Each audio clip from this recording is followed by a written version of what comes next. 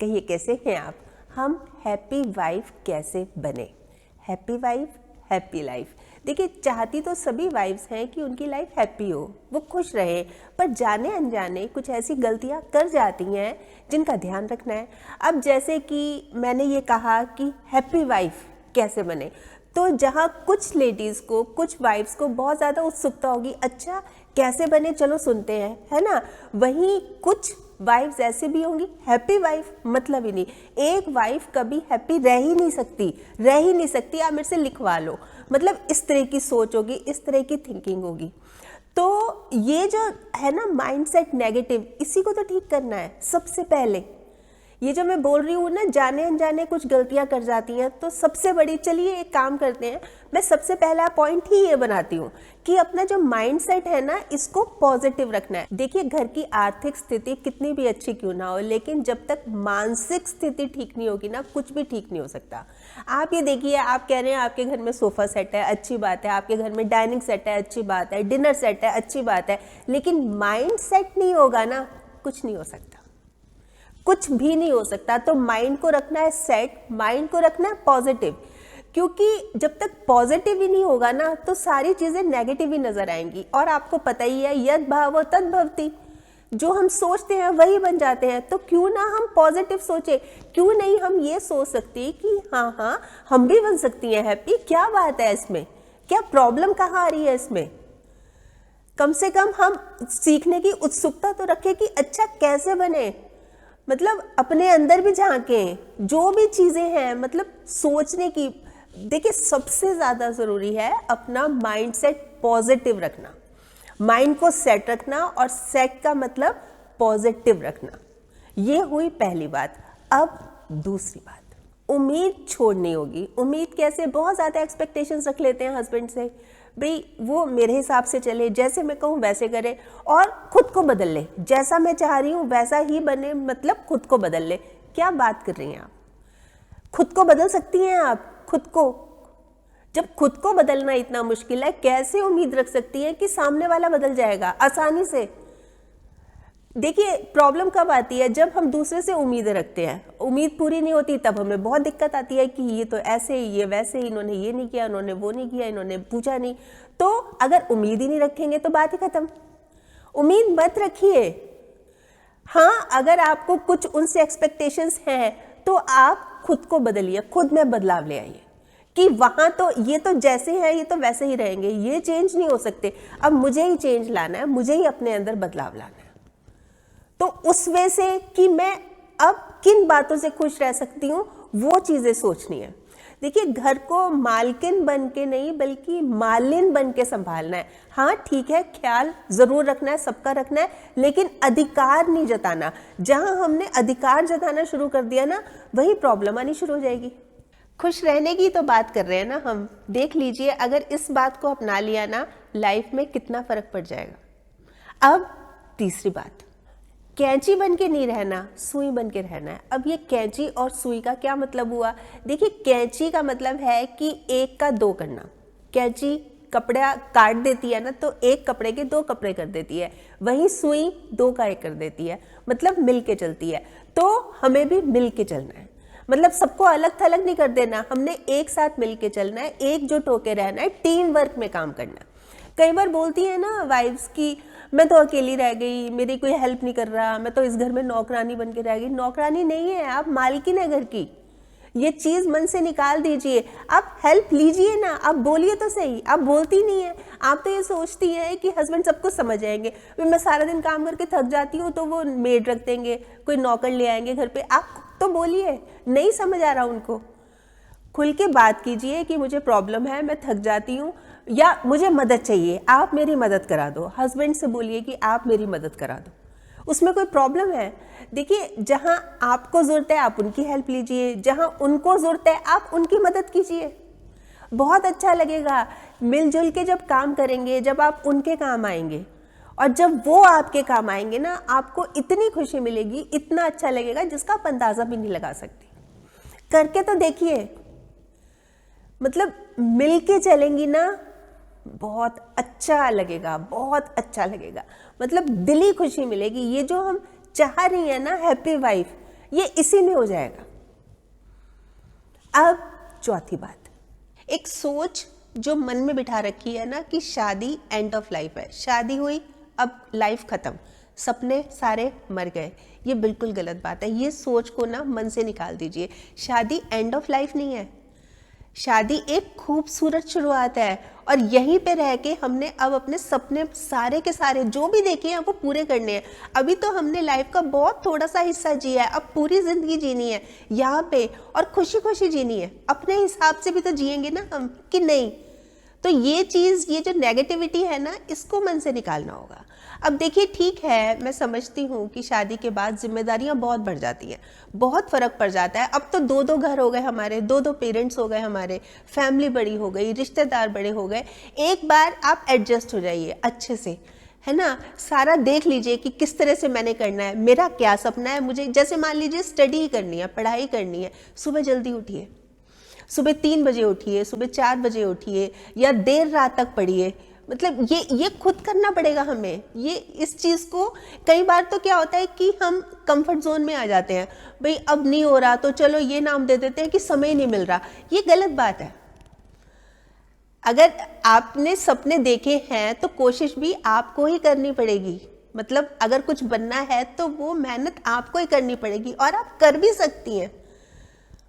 देखिए, प्रॉब्लम कब आती है, जैसे कि एक लेडी है, मान लीजिए वो कहती है कि मैंने तो ऑफिस जाना है ना, सुबह 9 बजे निकल जाती है, शाम को 6 बजे आती है। अच्छा, आते ही फिर ना खाना तैयार होता, फिर घर के बर्तन, फिर घर की सफाई नहीं हुई, फिर मतलब इतना ज़्यादा मैस हो जाता है घर, बच्चे भी चिल्ला रहे हैं, भूख लगी है, घर ऑफिस से आते ही भाई खाने में लग गई, फिर सफाई में लग गई, कपड़े धोने हैं, मतलब पूरा मैस हो गया तो रोना ही आ जाता है सही मायनों में। मतलब ये हो क्या रहा है? तो पहले सारा मतलब आंकलन किया भी किस तरह से मैं क्या क्या कर सकती हूँ कि सब खुश रहें, सब ठीक रहे, क्या क्या करना है। जैसे मान लीजिए कोई हमने सर्वेंट रख लिया, कोई पार्ट टाइम बाई रख ली कि चलो दिक्कत नहीं है, वो सारा काम निपटाएगी, वो खाना भी बनाएगी ताकि मैं तसल्ली से ऑफिस जा सकूँ, कोई दिक्कत ना हो, बीच में किसी तरह का कोई ऑब्स्टेकल ना आए, तो कोई प्रॉब्लम ही नहीं आएगी। जब खाना सबको टाइम से मिल रहा है, सफाई हो रही है घर की, घर पे कोई आ रहा है तो कोई उसको अटेंड करने वाला है, कोई दिक्कत नहीं है, किसी तरह की दिक्कत नहीं है, फिर प्रॉब्लम ही नहीं आएगी ना। तो समझदारी से काम लेंगे, अच्छे से मैनेज करेंगे तो क्यों नहीं होगा। फिर हमारे सपने भी तो हैं, और सपने देखने के लिए तो आदमी क्या से क्या कर जाता है, क्या से क्या कर जाता है। तो ये तो हमने एक घर ही सहेज के रखना है, घर ही संभालना है, ताकि दोनों चीज़ें स्मूथली चलती रहें, ताकि दिक्कत ना आए। फिर देखिएगा चेहरे पे कितनी बड़ी स्माइल आएगी।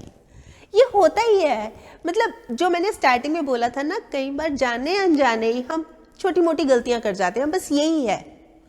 फिर हम नाम दे देते हैं कि शादी एंड ऑफ लाइफ है। एंड नहीं है, खूबसूरत शुरुआत है ये, मान के चलिए। अब 5वीं बात, एक अपनी ये सोच भी बदलनी है कि लाइफ में तो प्रॉब्लम्स ही प्रॉब्लम्स है। किसकी लाइफ में नहीं है प्रॉब्लम्स? किसकी लाइफ में नहीं है? आप देखिए नज़र उठा के अपने आस पड़ोस में, अपने रिश्तेदार में, जहाँ आप काम करती हैं, कुलीग्स में, हर जगह है प्रॉब्लम। कहाँ नहीं है? पर उसको हैंडल करना आना चाहिए। देखिए, उदासियों की वजह तो बहुत है ज़िंदगी में, पर बेवजह खुश रहने का मज़ा तो कुछ और ही है। जब पता है कि प्रॉब्लम है, हमने इसको फेस करना है, तो क्यों ना हम खुशी खुशी करें, क्यों उसको देख के मुंह लटका लेते हैं। देखिए, लाइफ में प्रॉब्लम्स हैं, ये तो पार्ट ऑफ लाइफ है ना, इससे बाहर आना आर्ट ऑफ लाइफ है। हम इसको डील कैसे करते हैं। मतलब लाइफ में हमारे बाहर भी रहेगी, पतझड़ भी रहेगा, ये रहेगा ही रहेगा। और आपको पता है कि ना, हर सिचुएशन में अगर हम पॉजिटिव सोचें, अब जैसे परिंदे हैं, बर्ड्स हैं, वो भी शुक्रगुजार है पतझड़ के। बताओ, परिंदे किस लिए शुक्रगुजार है पतझड़ के कि सदा बहार होती तो तिनका कहाँ से लाते। उनकी एंगल से सोचिए, देखिए सभी खुश हैं, तो प्रॉब्लम से बाहर आना, मतलब इसको नेगेटिव को हमने पॉजिटिव बनाना, खुश रहना है, तो ये हमें करना ही पड़ेगा। अगर हम सोच के बैठ जाएंगे तो हाथ पे हाथ रख के बैठे रह जाएंगे। लेकिन जहां हमने सोच लिया कि हाँ, हमने इससे बाहर आना है और किसको नहीं है प्रॉब्लम, क्या हो गया, हमने इसको फेस करना है, बहुत अच्छे से करना है, तो हम कर पाएंगी। और फिर हम ना सिर्फ कर पाएंगी बल्कि खुश भी रहेंगी, क्योंकि समझ लिया ना हमने, ये फंडा लाइफ का समझ लिया ना। इसलिए देखिए, जितनी प्रॉब्लम्स होती है ना लाइफ में, सब अपने साथ समाधान लेके आते हैं। और हमें पूरा फोकस समाधान पे करना चाहिए। मतलब ये नहीं है कि मुझे तो न्याय चाहिए। जहाँ न्याय की बात होती है ना, वहाँ पर एक खुश होता है, दूसरा नाराज होता है, लेकिन जहाँ समाधान होता है ना, वहाँ पे दोनों पक्ष खुश होते हैं। तो छोटी छोटी बातों में खुशियाँ खोजिए। ये नहीं है कि जब ये होगा तब मैं खुश होंगी, जब ये होगा तब। छोटी छोटी बातें, मान लीजिए आज आपने चाय बहुत अच्छी बना दी, आज तो कमाल कर दी, मतलब इतनी टेस्टी चाय, ऐसा लग रहा है कि अगर 3-4 ग्लास और होते तो और पी लेती। अपनी प्रेज, खुद खुश, खुद को खुश रखना ना हमारे अपने ही हाथ में है, और हम रख सकती हैं या हम नहीं रख सकती, ये हमारे ऊपर ही निर्भर करता है। अब छठी बात, मूड ऑफ करके नहीं रखना। बहुत जल्दी मूड ऑफ हो जाता है। देखिए, जैसा मूड हो वैसा मंजर होता है, मौसम तो इंसान के अंदर होता है। तो अंदर को टटोलना है। हमने क्या रखा हुआ है? हमने तो बहुत ज़्यादा इसमें नाराज़गी रखी हुई है, हमने गुस्सा रखा हुआ है, हस्बैंड जैसे बात नहीं करते, हस्बैंड मेरे को टाइम नहीं देते, है ना, और उन्होंने ऐसे कहा था, उन्होंने ये नहीं किया, उन्होंने ऐसे किया। इस तरह की नाराज़गी रखी हुई है और लंबे समय से चल रही है और लंबे समय तक चलती रहेगी। तो इस चीज़ से बाहर निकलिए, इसको निकाल दीजिए।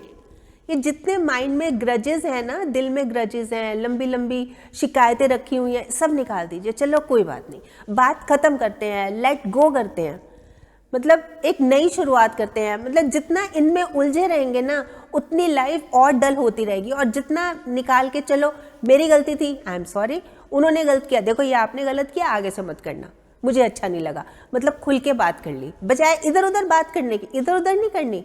मतभेद तो देखिए भले ही हो जाए, हस्बैंड से मन भेद नहीं होना चाहिए। हाँ ठीक है, उनकी सोच अलग है, हो बिल्कुल हो सकती है, क्यों नहीं हो सकती, सबकी अपनी अपनी सोच होती है। हाँ मेरी भी अलग सोच है, पर मन में भेद नहीं होना चाहिए, मतलब मन में डिफरेंसेस नहीं होने चाहिए।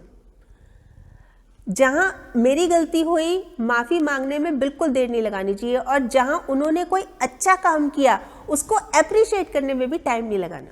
देखिए, हर रोज़ खुद को बेहतर बनाने की कोशिश करनी है। मतलब प्रयास ये करना है कि कल मेरा ऐसा था, मेरी कोशिश ये है कि कल ये गलती की, आज ये ना हो। मतलब हर रोज़ इम्प्रूवमेंट लानी है, हर रोज़, और हर रोज़ कुछ ऐसा करना है जिससे मेरे चेहरे पे स्माइल आए। मतलब क्या करना है? जो मुझे पसंद है, जो मुझे करना अच्छा लगता है, जिसको करके मेरे चेहरे पे ऑटोमेटिकली स्माइल आ जाती है। अलग अलग चीज़ें हो सकती हैं, आपकी गार्डनिंग हो सकती है, आपकी बुक रीडिंग हो सकती है, आपकी जैसे सुबह सुबह अर्ली मॉर्निंग घूमना हो सकता है।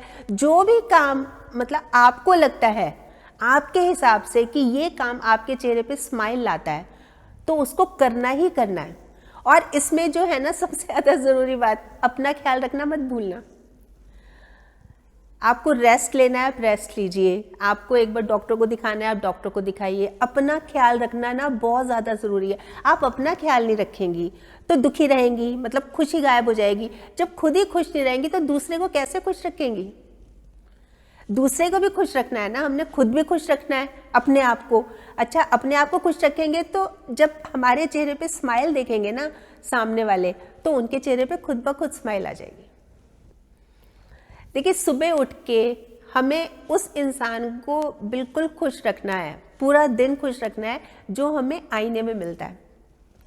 सुबह उठ के जब हम ब्रश वगैरह करते हैं, हम आईना देखते हैं ना, शीशा देखते हैं ना, तो दो ऑप्शंस होती हैं आपके पास। या तो आपने एक स्माइल दीजिए, स्माइलिंग फेस, ठीक है, या फिर मुंह बना लीजिए। अब आप ये देखिए कौन सा फेस ज़्यादा अच्छा लग रहा है। मतलब एक तो स्माइलिंग फेस, एक मुंह बना हुआ। तो जो फेस अच्छा लग रहा है, मुझे पूरा यकीन है कि आपको स्माइलिंग फेस ही अच्छा लगेगा, क्योंकि जो मुंह बना हुआ फेस होता है ना, बिल्कुल नहीं अच्छा लगता। जब खुद को ही नहीं अच्छा लग रहा तो दूसरों को कैसे अच्छा लगेगा? तो स्माइलिंग फेस रखिए, खुशी खुशी काम कीजिए, बहुत बहुत इजी हो जाएगी लाइफ, बहुत अच्छी हो जाएगी लाइफ। देखिए, खुशियों का कोई और रास्ता नहीं है, कोई और रास्ता नहीं है, खुश रहना ही रास्ता है।